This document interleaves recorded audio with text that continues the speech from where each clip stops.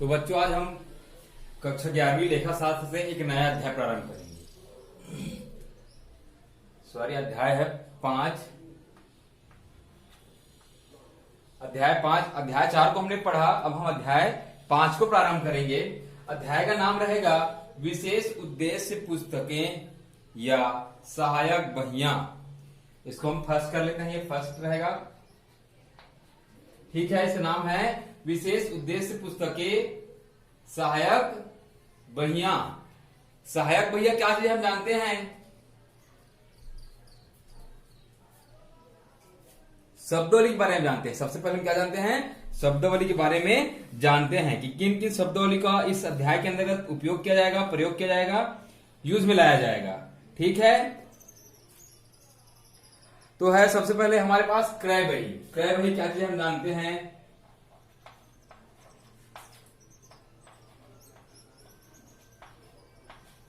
क्रय बही उधार खरीदे गए माल को जिस बही में लिखा जाता है उसे क्रय बही या बीजक बही कहते हैं। उधार हमने जो माल खरीदा है और उस खरीदे गए माल को जिस बही में लिखा जाता है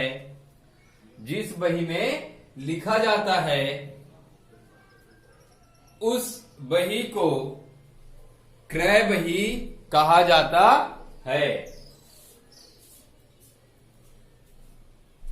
ठीक है, जिस बही में लिखा जाता है उसे क्रय बही कहा जाता है। समझ में आ गया। आगे हम बढ़ते हैं। अब दिया गया विक्रय बही।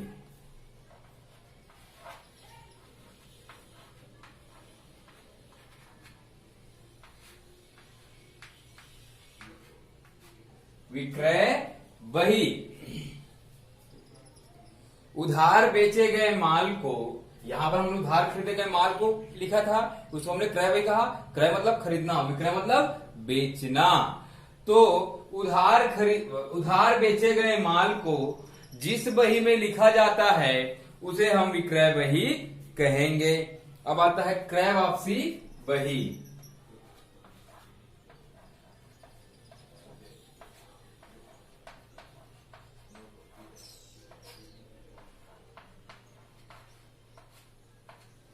क्रय वापसी बही, तो हमने क्रय बही लिखा। जिस माल को हम उधार खरीदते हैं उसे हम क्रय बही में लिखते हैं, जिस माल को हम उधार बेचते हैं उसे विक्रय बही में लिखते हैं।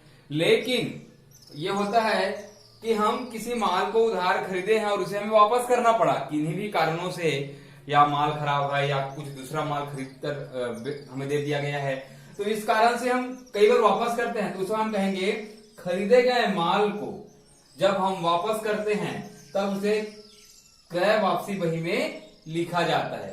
कौन सी बही में लिखा जाता है, क्रय वापसी बही में लिखा जाता है। तो हम देखते हैं खरीदे गए व्यापारिक माल जिन्हें किन्हीं कारणों से वापस किया जाता है उनका लेखा क्रय वापसी बही में किया जाता है। अब आता है चौथा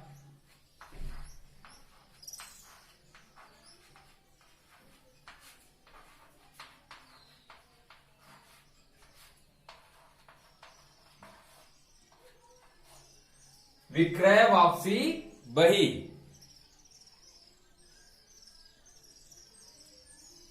इसमें बेचे गए माल को सामने वाला वापस करता है। हमने किसी को माल बेचा, वो वापस करेगा, उसे हम विक्रय बही में लिखते हैं। बेचे गए माल को अगर किसी कारणवश वापस किया जाता है तो उसे विक्रय वापसी बही में लिखते हैं। समझ में आ गया। अब हम अगला आता है हमारा, अगला है प्राप्य विपत्र बही।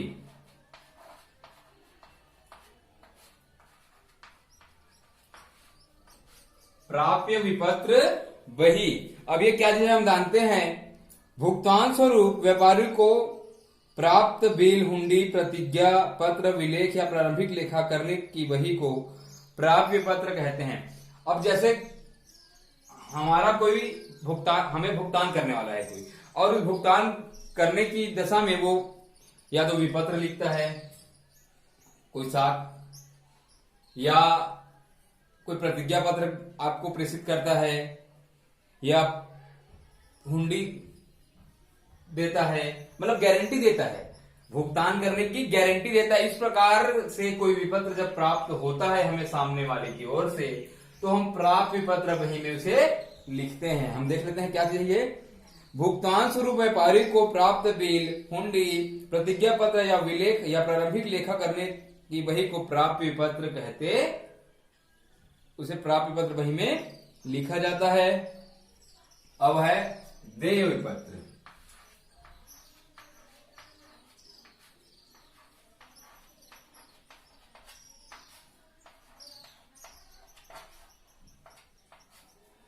देय विपत्र बही क्या है? देय विपत्र बही जानते हैं, व्यापारी द्वारा किए जाने वाले भुगतान में जो विपत्र स्वीकृत किए जाते हैं उनका प्रारंभिक लेखा करने की बही को देय विपत्र बही कहते हैं। हमें किसी को देना है, हम क्या कर रहे थे, इसमें प्राप्त विपत्र हो रहा था, अब देय विपत्र हमें देना है, इसके जगह में हम कोई प्रतिज्ञा पत्र या कुछ लिखते हैं तो वो देय विपत्र बही कहलाता है। हम देते हैं गारंटी उसे देने का। एक है मुख्य जर्नल।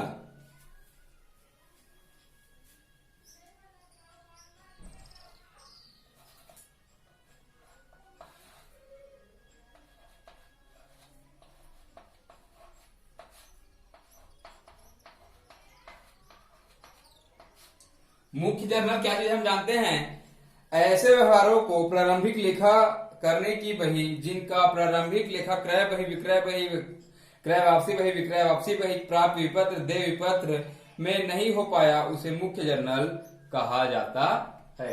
इन सब बहियों में जो लेखा, इन सब बहियों में अगर लेखा नहीं है और उसमें है प्रारंभिक, जैसे कि हमने जर्नल प्रविष्टि पढ़ा, वो प्रारंभिक है। क्या है? प्रारंभिक बही कहलाता है। हम उसमें लिखते हैं ना नकल बही। क्या लिखते हैं? नकल बही। तो नकल बही सबसे प्रारंभिक है। उसमें हम क्या करते हैं, हम नगद को उसी में लिखते हैं, उधार को उसी में लिखते हैं, चाहे वापसी हो चाहे कुछ भी हो, जो भी हो हम उसको उसमें लिखते हैं। लेकिन इसमें हम क्या करेंगे, उसके बाद नकल बही के बाद आता है भाई वो क्रय बही है क्या, हम लोग उधार क्रय किया है क्या, तो हम उधार क्रय वाले लिखेंगे। अगर कोई व्यवहार आता है कि हमने उधार बेचा है क्या, तो हम उधार वाले खाते में बही में लिख देंगे। इस प्रकार से अलग अलग डिवाइडेशन हो जाएगा। उसमें क्या होता है, पूरा पूरा एक में लिखा जाता है, एक बही में हम उसको पूरा डाल देते हैं। वो है प्रारंभिक बही, नकल बही। उसके बाद जो आएगा ये है विक्रय बही, क्रय बही, क्रय वापसी बही, विक्रय वापसी बही, देय विपत्र बही, प्राप्त विपत्र बही, और इस प्रकार से। तो इसे हम अलग अलग डिवाइडेशन कर देंगे ताकि हमें ढूंढने में आसानी हो। वो प्रारंभिक था, हमें भूल चूक ना होगा कि हम उसे प्रारंभिक करके लिख दिए। लेकिन जब हम अलग अलग डिवाइडेशन करते हैं, वर्गीकरण करते हैं, बांटते हैं, तो इसको अलग अलग उसके व्यवहार के हिसाब से लिख दिया जाता है। ठीक है।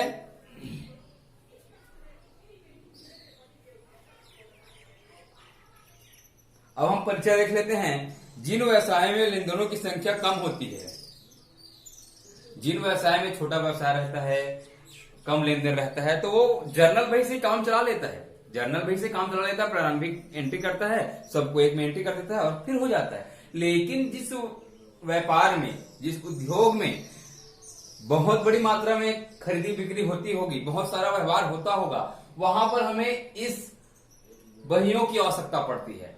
प्रारंभिक जर्नल प्रविष्टि करने के बाद उसे अलग अलग डिवाइडेशन कर दिया जाता है, क्रय वाले को क्रय में, विक्रय वाले को विक्रय में, वापसी वाले को वापसी में, ताकि हमें संतुलन बनाए रखने में, व्यवस्था बनाए रखने में कोई दिक्कतों का सामना ना करना पड़े। इसीलिए इसे बड़े व्यापार में उपयोग किया जाता है। लेकिन जहां लेन देन की संख्या अधिक होती है, व्यवसाय बड़ा होता है, उद्योग जनरल लेन देनों का लेखा करना असुविधाजनक मालूम पड़ता है, इस प्रकार के बड़े व्यापार पे इस सहायक बहियों का उपयोग किया जाता है। क्या है ये? सहायक बहियां। क्या है? सहायक बहियां हैं, इसका उपयोग किया जाता है।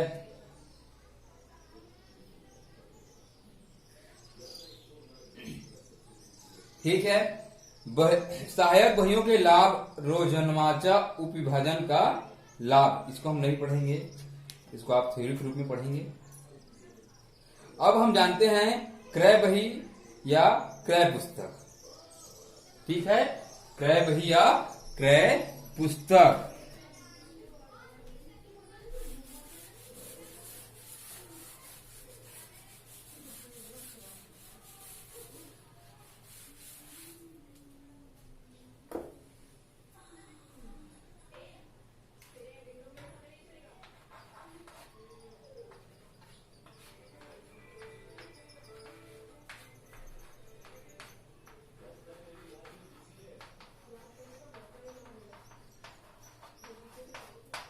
क्रय पुस्तकें। प्रत्येक बड़े व्यापार गृह में प्रतिदिन बड़ी मात्रा में उधार माल खरीदा जाता है। उधार खरीदे गए माल का लेखा पृथक करने हेतु ऐसे व्यापार गृह में जिस बही को उपयोग किया जाता है उस बही को क्रय बही कहते हैं। साथ माल की पैकिंग सामग्री,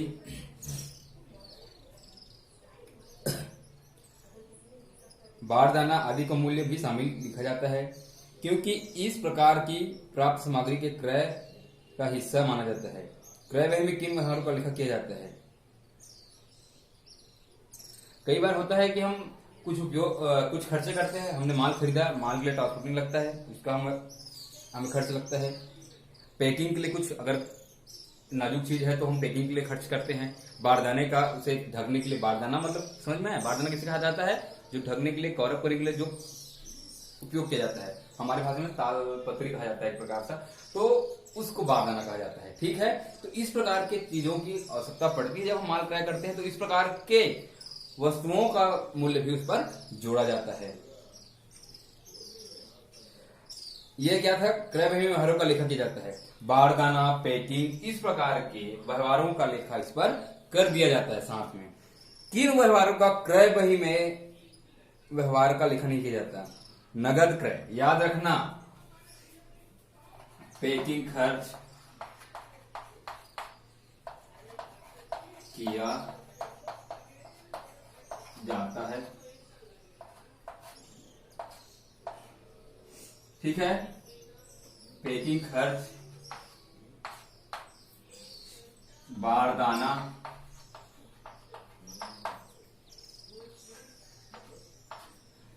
ठीक है, नहीं किया जाता।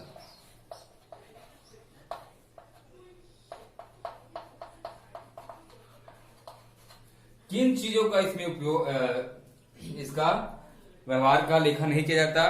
तो सबसे पहले ये क्रय बही में सिर्फ उधार खरीदे गए माल को एंट्री किया जाता है, नगद खरीदे गए माल का एंट्री नहीं किया जाता। समझ में आई बात? इस बात को आप गौर से सुनिए। क्रय बही में सिर्फ उधार खरीदे गए माल का एंट्री किया जाता है, नगद खरीदे गए माल की एंट्री नहीं की जाती।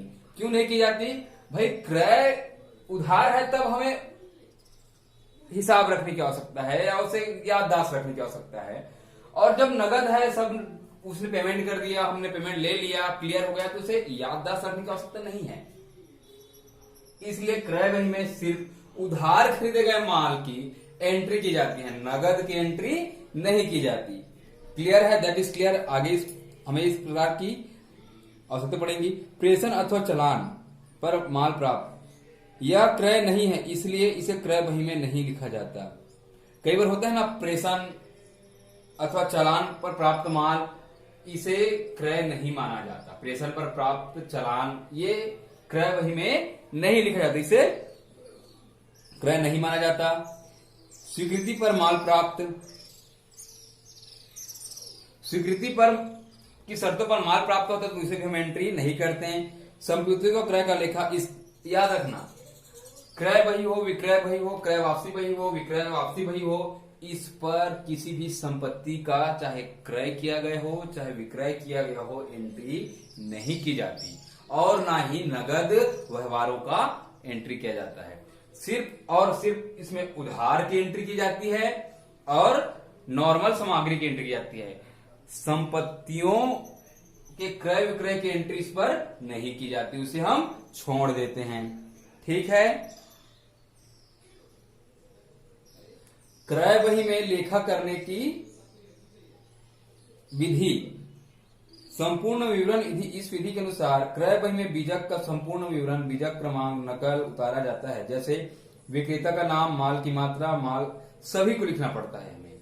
कौन खरीद रहा है, कौन बेच रहा है, कितनी मात्रा में है, ये सब लिखना पड़ता है। सिर्फ अमाउंट बस लिखने से नहीं होगा, हमें उसके विवरण में कितने मात्रा में खरीदेगा, कितना पीस में खरीदेगा, ये सब डिटेल हमें लिखने होते हैं। तो आइए हम देख लेते हैं क्रय बही का प्रारूप।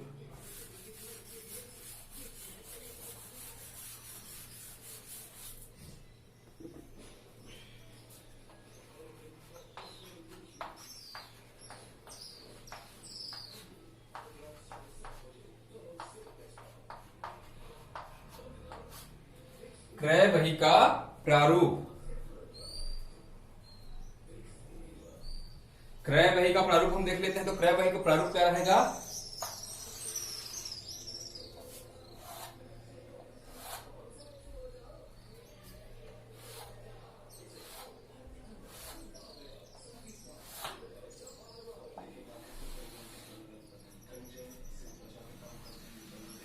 ये रहेगा हमारे पास क्रय बही का प्रारूप। तो इसमें हम लिखेंगे दिनांक,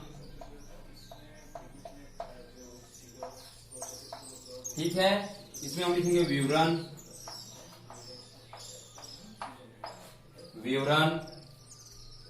सॉरी का और कॉलम इसमें आ जाएगा ना, ठीक है। इसमें बीजक क्रमांक लिखेंगे। हम क्या लिखेंगे? बीजक क्रमांक। इसमें लिखेंगे खाता पृष्ठांक, जैसे पिछले वाले हम लिखते थे खाता पृष्ठांक, इसमें बीजक क्रमांक एक्स्ट्रा जुड़ जाएगा, ठीक है। राशि, राशि में लिखेंगे ना, डीआर राशि में लिखेंगे उसमें, और यह है शुद्ध राशि।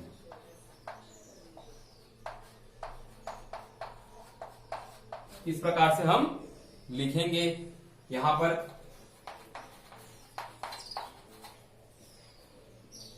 पर हमें क्लियर एक योग करना है। यहां पर योग करने की आवश्यकता नहीं है, यहां पर सिर्फ राशि को घटा होने का काम यहां होगा, और शुद्ध राशि जो आएगा एक्चुअल हम उसको इधर लिखेंगे, और फिर एक लकीर ऊपर खींचेंगे और डबल लकीर करके हम इसे क्लोज कर देते हैं, ठीक है।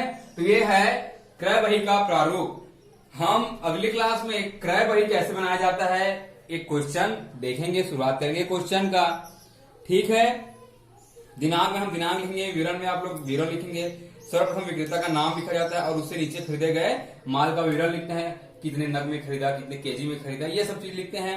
बीजक क्रमांक, इनमें बीजक का क्रमांक लिखा जाता है, खाता पृष्ठांक, अमाउंट, शुद्ध राशि, इस प्रकार से लिखा जाता है। और इसमें कुछ वही आ जाएगा फिर से व्यापारिक बट्टा। इस विधि में व्यापारिक बट्टे को राशि खंड में माल के मूल्य में घटाते हुए दर्शाया जाता है तथा माल की शुद्ध राशि खंड में लिखी जाती है। अगर कोई व्यापारिक बट्टा आता है तो हम व्यापारिक बट्टा इतना परसेंट करके लिखेंगे, ठीक है। उसके बाद जितना परसेंट आएगा व्यापारिक बट्टा का हम यहाँ लिखेंगे और फिर दोनों को घटा के शुद्ध राशि वाले कॉलम में लिख देंगे। तो इस प्रकार से इस क्लास में इतना ही, और आगे क्लास में आप लोगों को मैं क्वेश्चन हल करना सिखाऊंगा। ये बहुत ही छोटा अध्याय रहेगा हमारे लिए।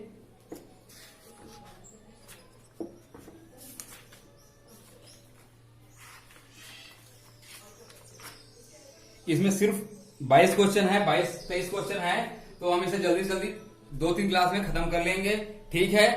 तो आप लोग थोड़ा सा और पढ़ना उसको, उसके शर्तों को, उसके नियमों को, मैंने जितना पढ़ाया उसको रिवाइज करना आप लोग, और ठीक है।